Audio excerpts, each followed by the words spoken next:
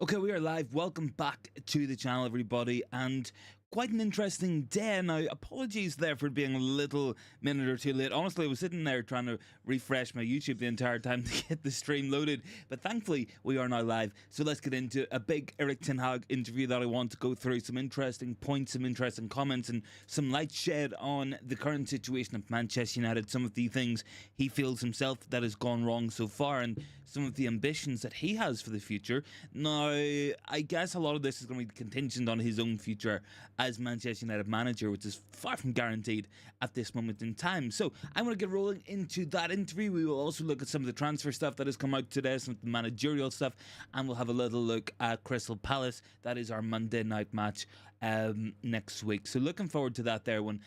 So yeah, let's get started in this interview. So Ten Hag, first and foremost, one of the questions posed to him today by Gary Neville in this interview was about Frankie de Jong. So he says, when asked about not getting Frankie de Jong, now obviously look, this was a big thing, and Frankie de Jong really was one of those players that Erik Ten Hag was desperate to sign upon coming to Manchester United. One of those players that he fundamentally needed for his system if he was going to replicate what he had at Ajax. And missing out on de Jong might be a big loss. Big ups to Stefan and to Bart down below. Good to see you guys. Thanks very much for joining in with us, and I'm going to quickly go through this here. So, in the last decade and in this period, you can't always get the players we have wanted, but you have to build and you have to accept that you get talent in instead of other players. Now, it's interesting because it's not too often we have a manager genuinely come out and said they really wanted a player and that we missed out on him, and it changed the plans. And an interesting point of view that he did note as well was that Erik Ten Hag said that Frankie de Jong wasn't just going to be signed alone. He always wanted to buy Casemiro as well, and he wanted to play de Jong and Casemiro together in the midfield. I don't really know if I buy that, because Casemiro did scream of a panic signing whenever we made that deal. It really did scream of a deal that was done out of desperation, because we weren't in talks with him. Because a deal that happened very, very quickly, and happened after that Brentford match.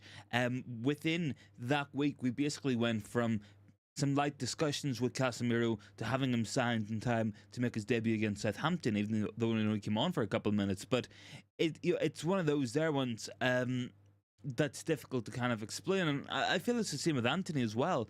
We weren't planning to go into the season with Antony.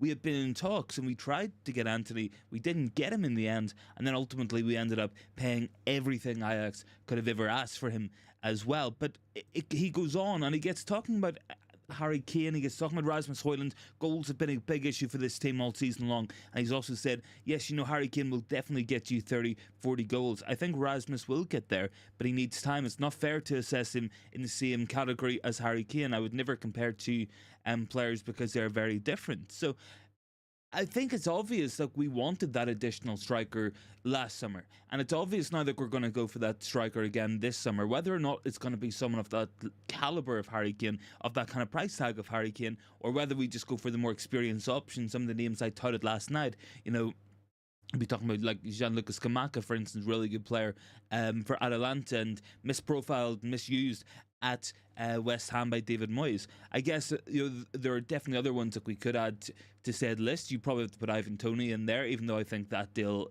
will be extortionate to carry out. Gyökeres will be up there as well. Fantastic form for Sporting Lisbon this season.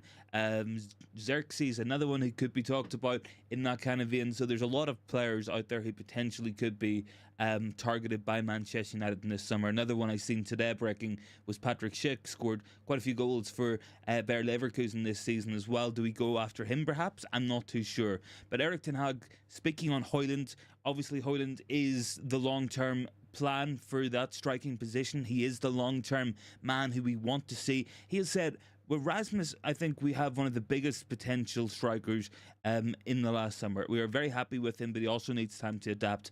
We are pleased that he showed his assets in scoring goals. He has a long way to go, and he's a lot of improvement ahead of him, but he can do it. So I think I would agree with that as well. The talent is there with Højlund.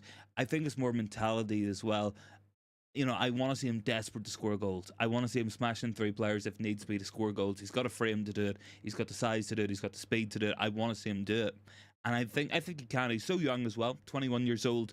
I'm not too worried about him. But when talking about Højlund, Erik Ten Hag again, he really went in depth in that striking position. It's really a position that we want to strengthen in our summer transfer window. He said he had a very good period where he scored many goals. In several games, and he showed it before and after. He had some physical issues, which is normal for a young player coming up, but it has had a negative impact on the team, and that's what you have to accept as well. Big ups to Bart dropping some comments. I'm going to go through that.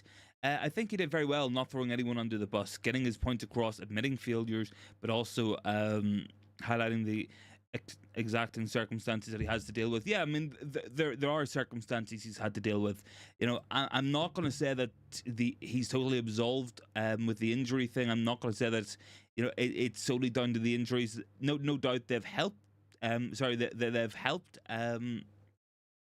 with the bad form that we've had this season, but it's not a complete fix-all excuse. Let me just quickly do this, guys, as well. It's not a completely absolvent of blame or absolvent of responsibility. We can't just say we had injuries, that's why our season was bad, and we should have done better with what we've had, and we should be doing better where we are as well. Bart said if United scored well, then getting Kotsky from Feyenoord or Gravenberch would have been priority. Instead, they left the former for Benfica and the latter to Bayern. Yeah, it's one of those ones, man. I think we could have done with Mazraoui as well out of that Ajax team. I like Kochke as well. He's a good player. Scouting has never been the problem at United, and I think it's very telling. And I will say this here, just before I go back to the Ten Hag interview, one thing that doesn't seem to be changing under Ineos, one thing they don't seem to be looking at and they don't seem to be digging into, is the scouting department. I think United have had a very good scouting department, but they've never been empowered to make the changes that they've needed. They've never had the ability to make the changes that they needed, and they never had the ability to bring them in. From listening to Muppeteers, from listening to several different online sources, tell-all interviews, the Athletic interviews and stuff as well, a real problem that scouts, etc., have had at Manchester United over the last 10, 15 years is that they voice an opinion, they give a list of players, and what happens, ultimately, the people calling the shot decided to go with something else because they thought that was the best way to go. And we haven't had footballing people making those calls in a really, really long time. You only have to go back to the Ole Gunnar Solskjaer era. Some of the players who were identifying back then, absolutely phenomenal. We're talking Jude Bellingham, we're talking Haaland, we're talking Moses Caicedo, you're talking Sesko, you're talking about a whole heap of players, all of whom have gone on to do really good things for their clubs. There was talk about Ollie Watkins at one point. There was talks about Diaby as well at different points. Bailey was a name listed. Pau Torres again. All have gone to Aston Villa. There was talk about so many players who have gone on to do really good things in the last 4 or 5 years that we had looked at. We had talked about Camavinga, another one. We wanted Camavinga, and ultimately the board decided that they wouldn't even make a move for him, and he went to Real Madrid. We could have went in there and got him before Madrid. And what a difference that kind of player would make to our current team. So I think we can identify them. I think we've always been able to do that. I just don't think we've had the authority and the empowerment. It's like at work, if you make a recommendation to your manager or your boss or the business owner, whoever you work for, about something that would be really good if it was changed, or if say you work in a shop and you say, there's loads of customers coming at this time, but people turn away because we don't have enough staff on. If the manager doesn't then go on and do something about that, then that's up to them. You've given them your suggestion, they haven't empowered you to have an impact there. And the same goes at Manchester United. The scouts can list whoever they want off, the scouts can name whoever they want off, but if they're not empowered and they're not listened to, then it's always going to be a situation where it's just a name on a piece of paper. It's just another missed opportunity. I have some interesting comments. Bart said United didn't have Højlund. Moukoko would have been a good option. Sesko is also good. He is. They're all good players, man. They really are. Guys, big ups for 15 likes as well. Much appreciated. Let me quickly run through some of this other stats and other quotes from Erik Ten Hag, because a lot of it's very interesting. He's talking about Manu and Alejandro Garnacho here. So he said they're two young players who are very young and have already had internationals for England and Argentina. They're at a very good level and one of the best moments in their nations. and those are world-class nations that we were talking about. Hello to Bart as well, and hello to Luman. As well, talking about Kobe Manu and Garnacho, he said they take the levels required, but we need more from such players because football is going very quickly. Developments are going quickly. You cannot stand still. You have to make improvements every single day.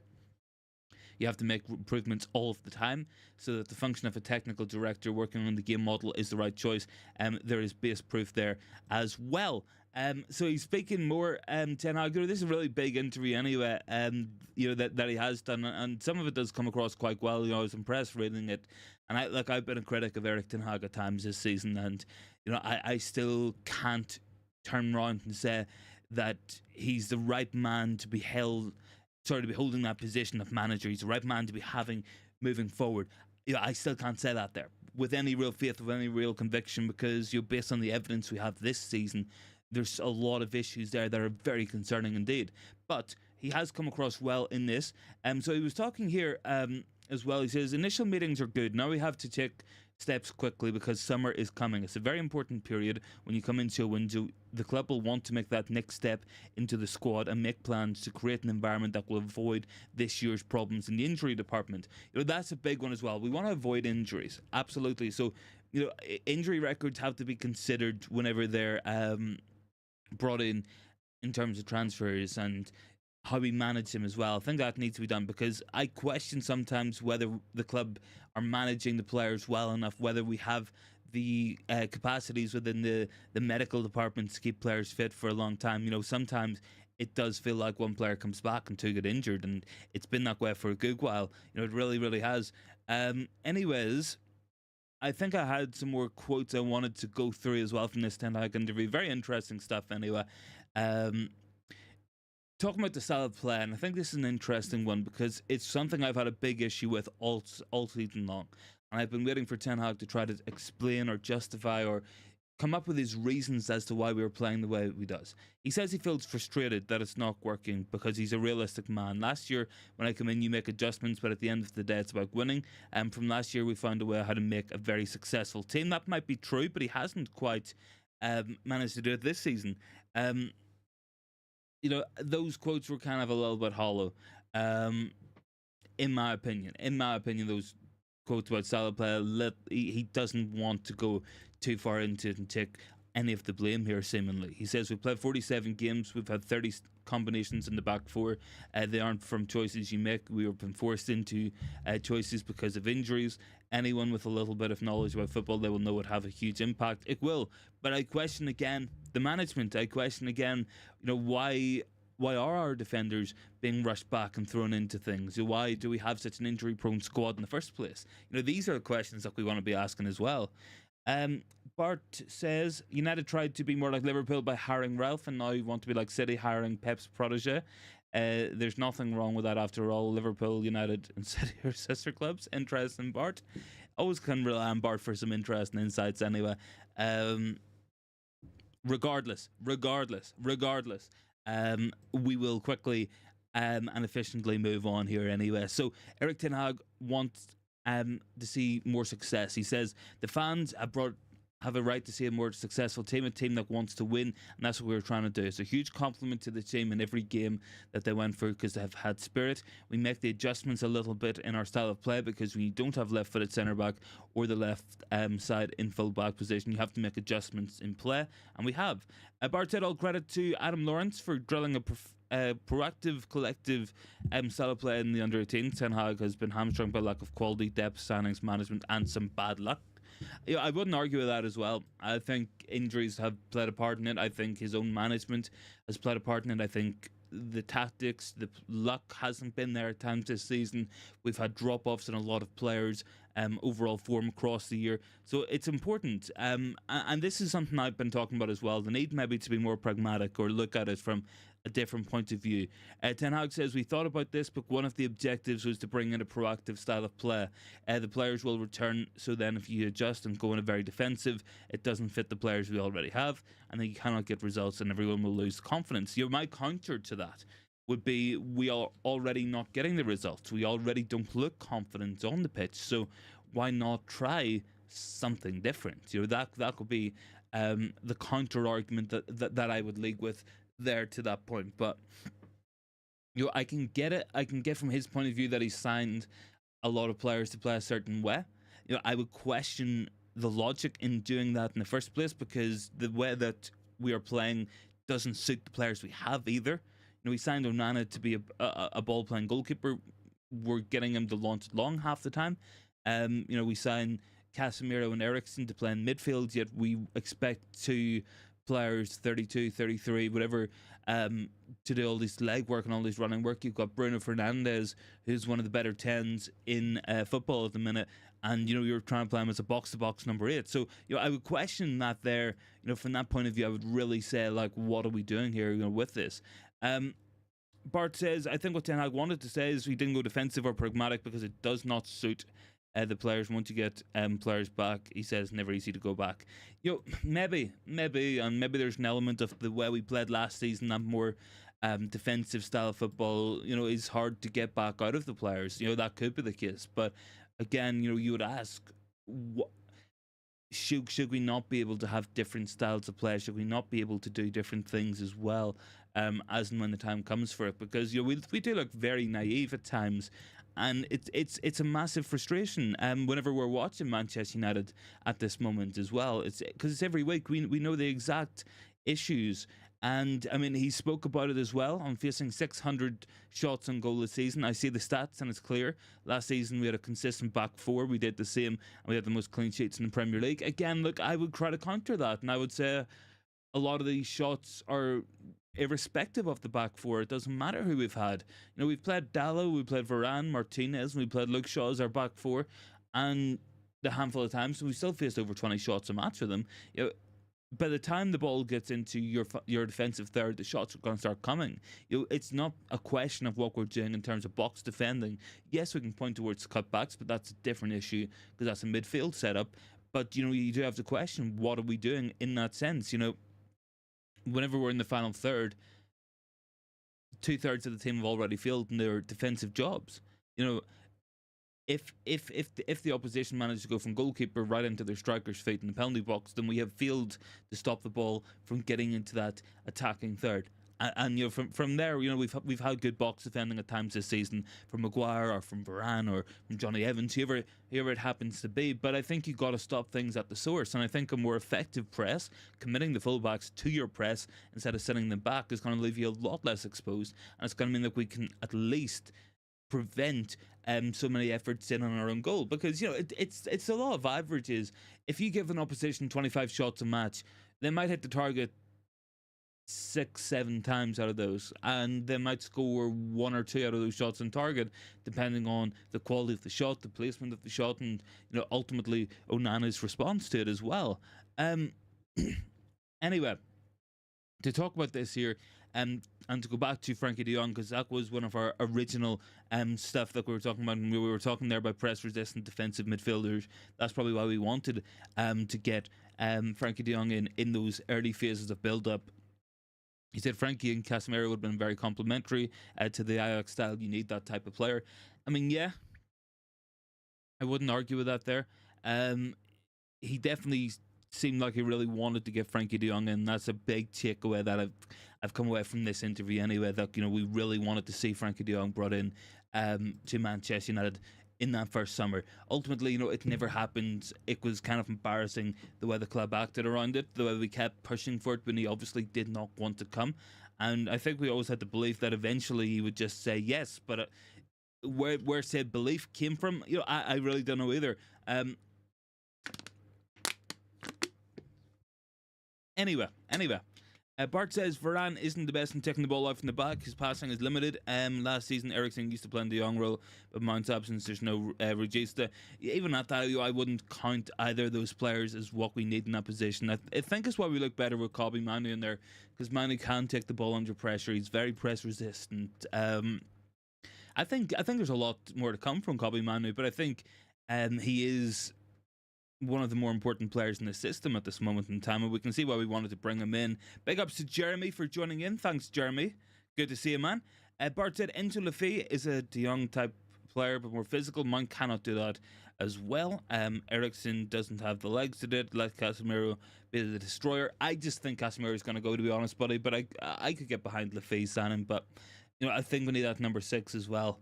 Anyway, in other news, Bruno Fernandes spotted with his right wrist in a medical cast again. Obviously, he broke his hand, still played through it, so he's a doubt for Monday night, I think. But I reckon he'll probably end up playing. He has also won Player for the Month for Manchester United for the month of April. So congratulations to Bruno for that. He scored quite a few goals in the month of April and has been very important for us in both ends of the pitch, especially scoring and creating as well. Very important to what we've been doing, guys. Big ups to those 16 likes as well. It's much appreciated.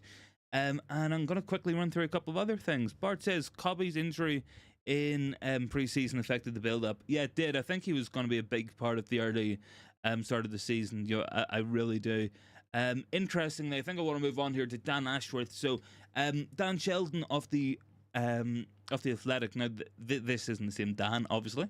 So United are going to cover Dan Ashworth's legal fee if he takes Newcastle United to the Court of Arbitration. I think this is always going to happen. I think United have always been looking for a way to try force this issue and get Dan Ashworth into the building. I think if it's going to go down the legal route, if that's what it's going to be, then maybe that's going to be it. Lucky Singh is down below. Good to see Lucky. He is saying Casemiro and Wan-Bissaka, sorry. McTominay, Sancho and Greenwood are goners. Yeah, I would agree with that, Lucky. I think a lot of those players will be sold as well. According to Nathan Salt as well of the Daily Mail, he says Jim Radcliffe pulled no punches on a message to United staff, calling the shambolic state of the IT department as a disgrace and warning that untidiness of work will not be tolerated under his new regime. I think we've got a lot of work to do.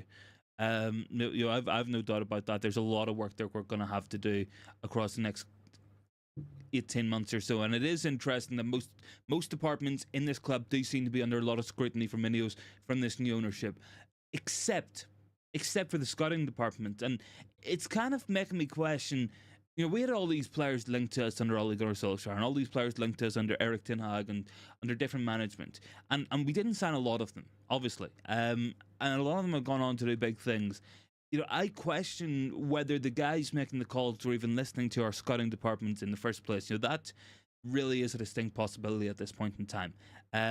Lucky Singh is down there. Breaking news, Juventus. Red? What am I saying about Juventus? Bart said the Saudis are loaded. I don't think United can flex their financial muscle here. What am I talking about? What's this about, Bart? Did I miss something? I don't know. Look, I genuinely can't remember mentioning the Saudis, but it's I don't know. Maybe I've just forgot about something. Anyways. We've been talking here about some of this interview from Erik Ten Hag. There's been a little bit of an interesting reaction to it across social media. A lot of it is starting to come out.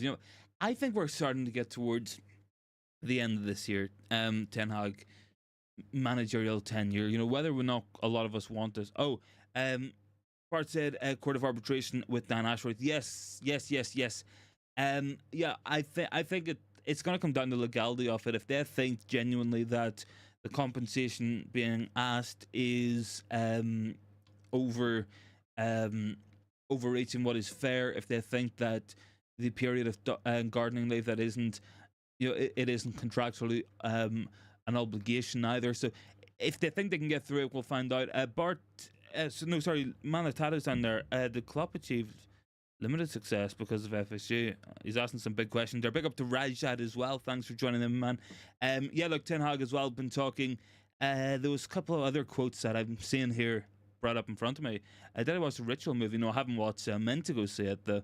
Ten Hag talking. See, this is what I don't like. I think it's just because we know this is just blatantly untrue. He says we haven't United haven't played so often in finals in the last 2 years, in FA Cup final, and especially not in the last 10 years. For this group of players, it's a great opportunity that we'll have to take. But, it's one of those ones, like, I can't sit and excuse the league form, the Champions League form, if we win the FA Cup. I just can't. I don't think the club will either. I don't think they'll take that point of view with it. Rajat said he don't want to play Ajax ball. No, he doesn't really. He doesn't really want to play Ajax football. He said that unless he has those players, he can't play that style of the game. And that's a frustration, because you can at least carry your principles over, but those aren't carried over either. In terms of what Lucky Singh's talking about, Mason Greenwood and Juventus, there is talk about that as well. I think Juventus will end off for 15 million. United looking 30. That's a low ball offer by Juve as well, you have to say. to be fair. Look, guys, any more thoughts, make sure to drop them in down below as well, guys. Let me know your thoughts on this Ten Hag interview, on the FA Cup final as well, which will be coming around pretty soon. You'll be around before we know it, really, about 2-3 weeks at this point in time. Season's almost done, season's almost over. I think it's been a long season, it's been a very testing season, and it's not been the most enjoyable season as well, from a lot of Manchester United point of views. I really can't say that this has been a fantastic year for us. Anyways, I do want to get talking about some of the other stories that have come out, and one of those is Erik Ten Hag to Bayern Munich, and this has been talked about by Christian Falk, so it's also been talked about by Bild in Germany. So they had said that he is on the list of Bayer Leverkusen, sorry, not Bayer Leverkusen, Bayern Munich. So could you see a situation where Thomas Tuchel ends up leaving Bayern Munich, coming to United, and Erik Ten Hag ends up going back to Bayern Munich? I'm not going to say it's guaranteed. I'm not going to say it's likely to happen, but it could happen. Kresic says, Ten Hag says all problems stem from the back four not being available, yet they're all available at the start of the season, and Wolves and Spurs, etc., ran through the midfield and had lots of shots. Yeah, that's what I think as well. I would agree with that there, Chris. I think, when you look at it from that point of view, that yes, we've had injuries this season, but it isn't it isn't your back four who stopped the shots, who stopped the majority of them as well. Yeah, they'll block some, and they should be blocking some, but fundamentally, if your back four is under the pressure every single match that our back four is under, then you've got a systemic issue there. You have an issue in your system, a massive one at that as well. It's called the final third for the reason. You want to stop. Ideally, if you can stop the opposition building up in their first third, in their first phase, then you are on the attack. You've won the ball back as a high press, you've cut out a pass, you've intercepted, you've done whatever. If you stop them in the middle of the pitch, that's kind of where you want to be stopping teams, and kind of like a mid-block as well. What you don't want, what I don't think you want to do, is be camped in your own final third, trying to win the ball back, taking a lot of shots on as well. And it's one of the reasons why Andre Onana has conceded a lot of goals this year. He's faced over 600 shots. Like, it's an absurd amount as well. The ball should be stopped before it gets into the final third, ideally. That's what you want. You don't want to be defending all of the time, or every time the opposition get the ball, they get a shot off. You need to stop it at the source. If not, you got to stop it in the middle of the pitch. Daz says, can see a swap. Jeremy says, thoughts on Palace? Surely a tough game, but so unpredictable. Feeling a 2-1 loss, unfortunately. Definitely unpredictable for sure, man. I said this as well. Crystal Palace are in very, very good form compared to where they've been, across this season. They've got a new manager bounce. Things are going very well for them in the league, and they've beat some pretty decent teams in the last month, 2 months as well. You look at their past results. What have we got? We got 1-1 against Fulham. They beat Newcastle 2-0 at Sellers Park. That's a big result for them. They beat West Ham 5-2. That's another big result. They beat Liverpool as well. Another very big result there. Yeah, okay, they lost to City and they lost to Bournemouth. But even at that, they drew with Nottingham Forest. They beat Burnley pretty recently as well. Went close against Everton, close against Chelsea as well. Beat Sheffield United. So, Crystal Palace are definitely a team that's going to give us a lot of issues, and they're going to be causing us issues in there as well. And they'll probably fancy themselves. It's one of those games where the pressure's off for them. They've got no risk of relegation. They won't go down, so they can go and have a go at us, and at their own ground, in front of their own fans, they might well fancy themselves to have a go. And the way we're playing, we're going to give them opportunities. You know, Mateta will have opportunities. Elise will have opportunities. We'll see opportunities as well for a whole heap of players out there. Ezevi's playing as well. Rajad said, what will the centre backs versus Palace be? Probably Maguire, Casemiro, unless we've got at least one of them back. I think Lindelof is back in training this week, so it's going to depend how he trains today and trains tomorrow for sure on that one. Lucky is saying Lisandro Martinez, welcome back. He'll be back soon, I think. Rajad said, how many UK fans don't support Bundesliga or La Liga Club? You know, I don't really watch too much of Bundesliga, man, and I haven't really watched a lot of La Liga since it got took off. I think it used to be on Sky all the time. I would watch more of Serie A, to be honest. I've actually been very impressed with Serie A this season. Big ups to Steph down below, saying 18 likes as well.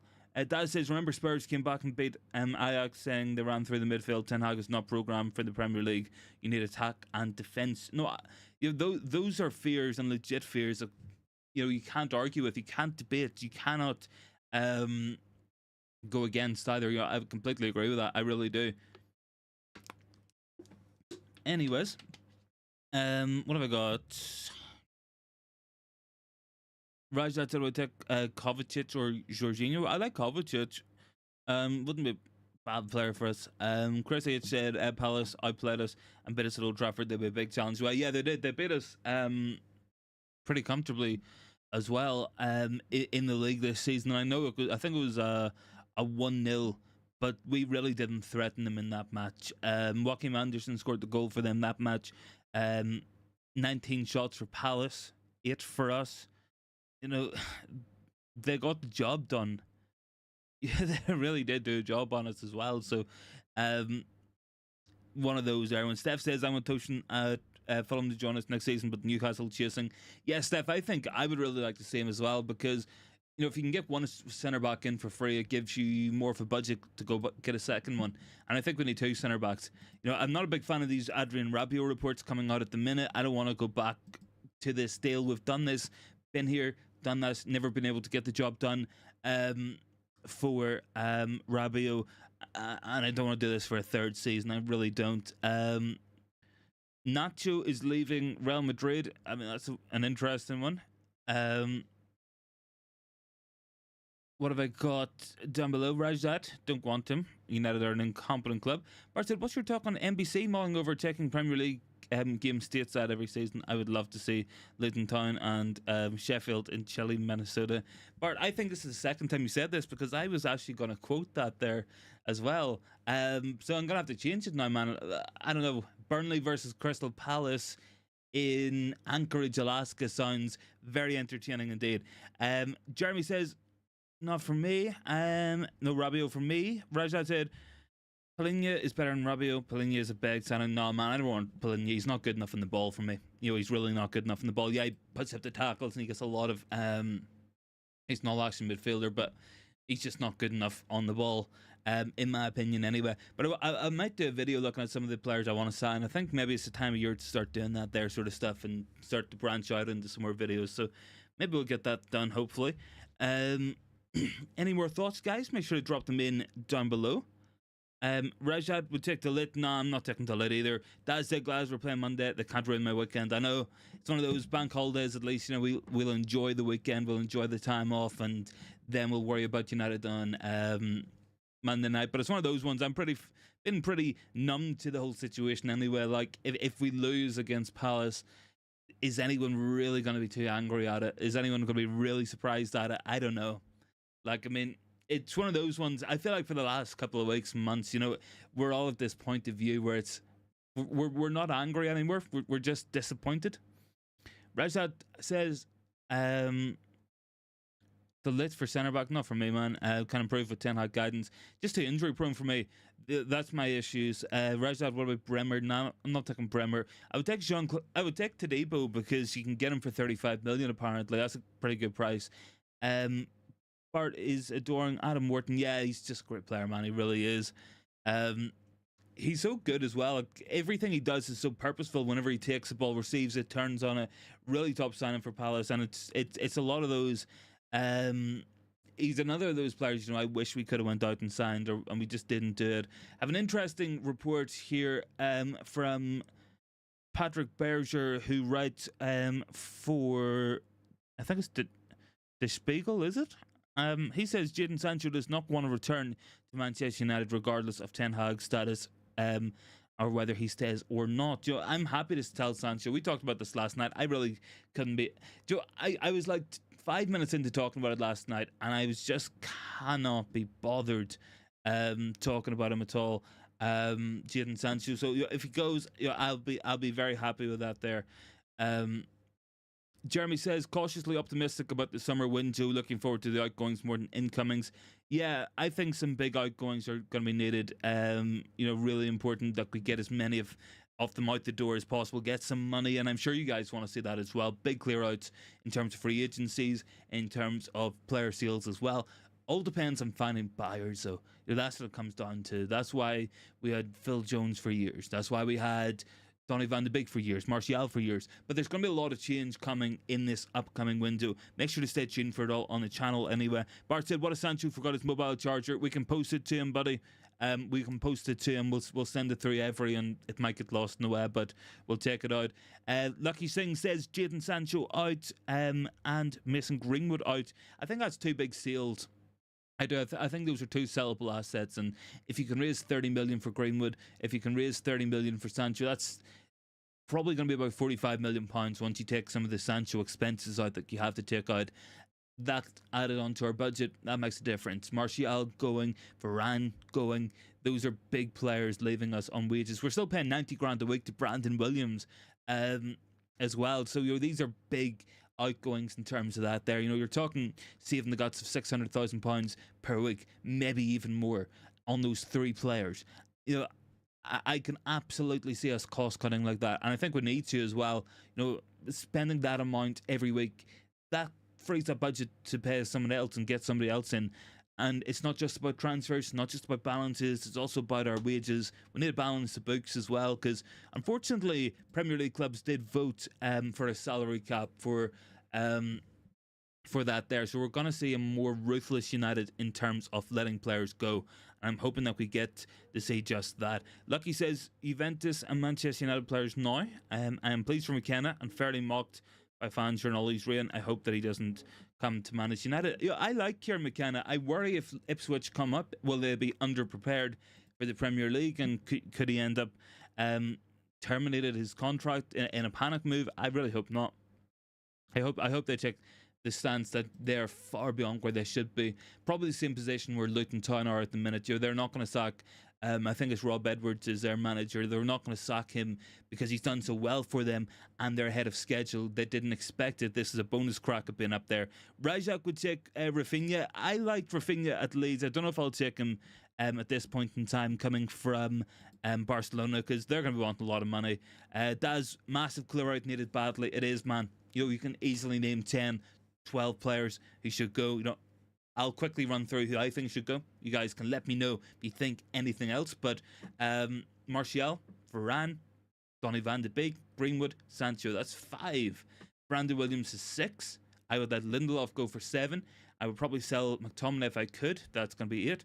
I would probably sell Maguire if I could. That's going to be 9. There's questions to be had about Anthony. That could be 10. Doubtful that we find a buyer though. You're going to talk about Pellistri. We probably let him go. That's 10.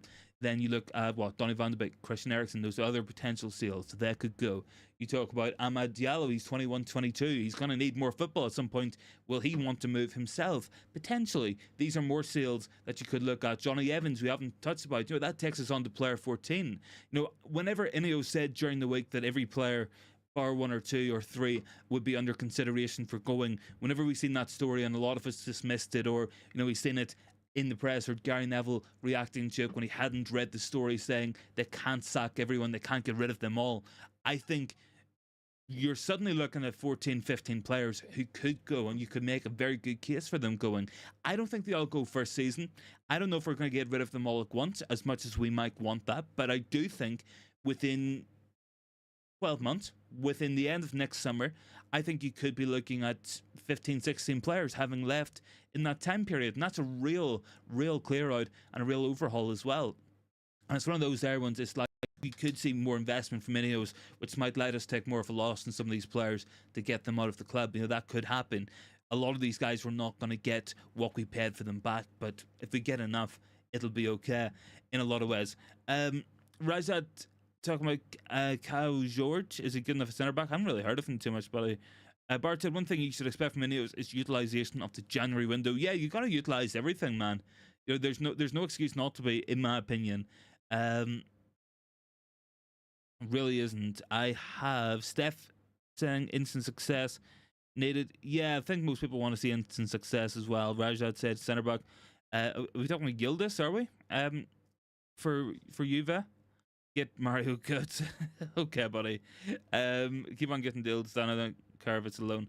It's one of those. It's like I'm not the biggest fan of the January window as a whole. I'm not. Like I wish I was, but I'm maybe not the biggest fan.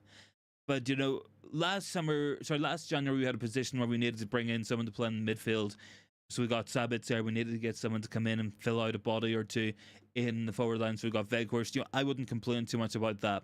I think it was very obvious this in this transfer window we could have done with another centre back, or we could have done with another left back, bringing them in on loan. But we let Reguilon go. We didn't bring in any centre backs. We didn't bring in any number 6s. We didn't bring anybody in. And ultimately, we ended up just floundering, and another missed opportunity for sure. And guys, I got 18 likes in today's video. Big ups as well. Lucky thinks 5 to 7 players will be gone this summer. I think 5 to 7 seals and some players leaving for free. So that could take us maybe to 10. That's what I think is a realistic number for this summer. Maybe next summer you see less leave, maybe 5 or 6. And I think you want to bring maybe 4 or 5 players in this summer as well in terms of our signings. Stephanie says medical department under huge pressure to separate McFred.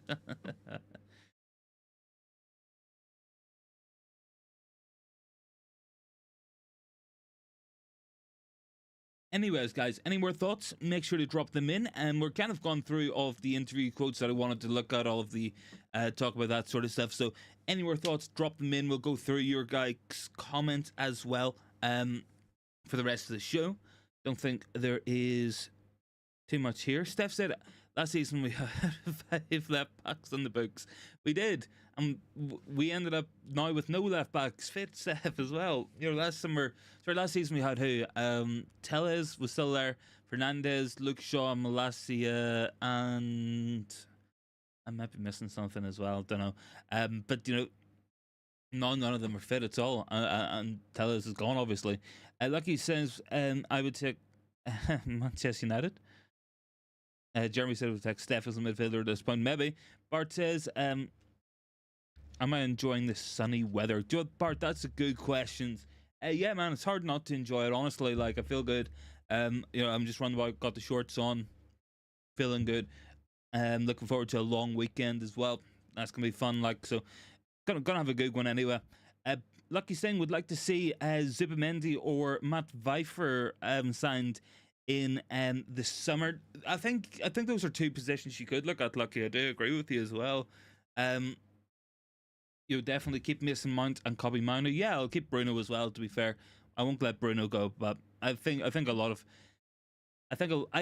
set a Mount, Bruno and Kobbie Mainoo. I don't know if any of the midfielders are guaranteed to stay, because I think we'll end up keeping hold of some of them, but I think Casemiro will be gone, probably to Saudi Arabia if it does end up happening, and then maybe Ericsson could go, Van de Beek could go, McTominay, someone like that could end up going as well. Bart says, should the sporting structure look to loan some players from the under-18s? Yeah, I mean, I've been a big proponent of that. If we can't get a deal done to get a player enough match minutes to actually develop as a player, then I think you're better off getting them out and getting them on loan just for the experience to play football. Obviously, our loans in recent weeks haven't been good either. They really haven't. You look at Joe Hugel going to Burton. You look at Dan Gore ending up at Port Vale. These are potentially costing young players valuable time where they could be getting more experience. It's better to be playing at that level than it is to be playing at under 18 level or under 21s level, because it's just a higher level in terms of physicality, in terms of the intensity. But again, you do have to look at it from that point of view as well. Lucky says Amad Diallo played, but needs to play more. Yeah, he does need to play more, so I think that's why you might see him leave if we can't get him minutes next year. Steph said Guinness goggles attached for Monday night, quite possibly. Bart said, "Who's my player of the season? Who's my young player of the season?" Is this in all? Is this in just the Premier League or just a United, or who's this here for, Bart? I don't know. Like, it's a good question. I mean, I think Rodri's been very good for City this year. I think Rice has been really good. Saliba's been good for Arsenal. Probably look at Liverpool as well. Salah's been good as always. Maybe not his best season, but still very good. Van Dijk, up until the last couple of weeks, you know, young players, hard to look past Foden, hard to look past Palmer. Saka's probably going to be one of those players, to be honest. If we're talking at United, I would agree with what Steph's saying. Probably Dallo and Kobe Mino. I think that would be my two picks. But yeah, I think that's what I would go with. Jeremy's agreeing there. Mino and Mino. Can't beat it, honestly. Can't beat it. Look, guys, I think I'm going to leave the stream here, so thanks so much for tuning in. Should be live again tomorrow. Probably going to be an earlier stream, maybe in the afternoon or maybe around 5 o'clock as well tomorrow. But yeah, I'll catch you guys then. And I do want to get working on some other things as well, so I'm going to come up with some ideas for additional content and stuff. Just so that we're getting more up on the channel and, you know, continuing to grow and stuff as well, because last summer was really good. It's been a rough couple of months. Like, I know my own uploading hasn't been as frequent, but we'll get back to it. Hopefully a lot of things have cleared up outside of the channel and outside of work and stuff, so all should be good. Looking forward to it. Looking forward to the challenge. And guys, thanks so much for watching. Have a good evening. Have a good Friday. And I'll talk to you all tomorrow.